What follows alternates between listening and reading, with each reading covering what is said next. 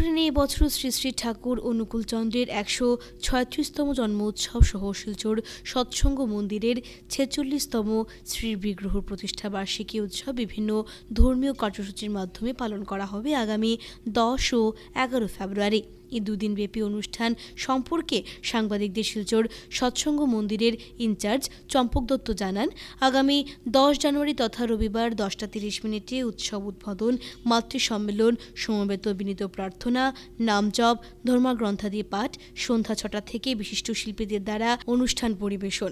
পরের দিন ১১ ফেব্রুয়ারি তথা রবিবার ব্রহ্ম মুহূর্তে নহবত, উষা কীর্তন, সকালে ৫টা ৩০ সমবেত বিনীত প্রার্থনা, প্রণাম, নাম জপ ও অমীয় গ্রন্থাদি পাঠ, ৮টায় শ্রী বিগ্রহ প্রতিষ্ঠা সময় ঘোষণা তৎপর সমবেত প্রার্থনা, ৯টা ৩০ শ্রী শ্রী ঠাকুর অনুকূল চন্দ্রের শ্রী শ্রী বড়মা, শ্রী শ্রী বড়দার প্রতিকৃতি সহযোগে বর্ণাঢ্য শোভাযাত্রায় কলকাতা থেকে মেহবুবা নামের ২০ জনের ব্যান্ড পার্টির দল এতে অংশগ্রহণ করবেন।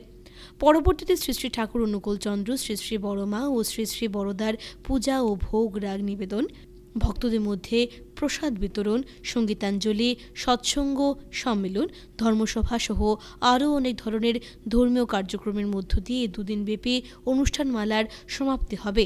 সেদিন অন্যান্যদের মধ্যে উপস্থিত ছিলেন আশিস আচার্য, প্রদীপ চৌধুরী, উৎসব সম্পাদক অনুপ বিশ্বাস, বাবলা দেবরায়, শিশির কুমার চন্দ প্রমুখেরা।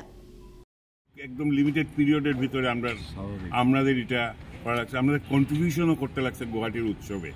এরপরে আমরা বড়োভাবে আমরা শিল্পী আনার এটা করছি না।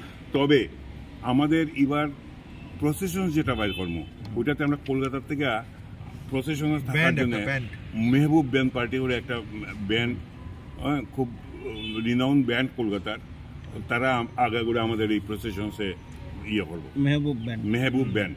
এমনিতে আমরা যেমন ধরুন প্রত্যেক বছর যেরকম আমরা করি, যেমন এখনো আপনাদের প্রতিযোগিতা চলতেছে, প্রতিযোগিতা হয় ঠাকুরের গানের, রবীন্দ্রসঙ্গীত, নজরুল গীতি, নৃত্য, আবৃত্তি, হ্যাঁ এইটা চলতেছে। কিন্তু আমরা পুরো এক সপ্তাহ ধরে প্রত্যেক দিন এক একটা আইটেম, এক একটা, আজকে রবীন্দ্রসঙ্গীত, কালকে নজরুল গীতি, পরের দিন ঠাকুরের গান, এরপর দিন আবৃত্তি, ভক্তিমূলক গান, এই জিনিসগুলো এইগুলো চলতেছে। এইবার সবচেয়ে ভালো আপনার ডিপি ওয়ার্কস করে দুই একটা জায়গাতেই পাইবা, যেটা হয়তো আপনাদের কাছে এটা ওয়ার্ডটাই নতুন, যে ডিপি ওয়ার্কস মানে কেটা। ডিপি ওয়ার্কস হইতেছে গিয়া আমরা দীক্ষাপত্রের সময়, দীক্ষা নেওয়ার সময় একটা ফর্ম ফিল আপ করি। এই ফর্ম ফিল আপটা এটা দেওঘরের ইয়ে হয়, আপনার নথিভুক্ত হয়। ওইখান থেকে আমাদের কিছু নথি আইছে যে যারা ঠাকুরের সঙ্গে যুক্ত আছিল, বিভিন্ন কারণে কোভিড গেছে, ফ্লাড গেছে, এরপরে এরা সংযোগবিহীন, আমাদের সঙ্গে আর ঠাকুরের সঙ্গে যোগাযোগ নাই, আমাদের সঙ্গেও তাদের কোনো যোগাযোগ নেই। ওই লিস্টগুলো আসায় আমরা তাদেরকে খুঁজে বাইর করে তারা কীরকম আছে, তাদের কোনো সমস্যা আছে কিনা, এই জিনিসগুলো জানার লাগে আমরা প্রত্যেকটা জায়গাতে, প্রত্যেকটা ইয়েতে কাজ করতেছি।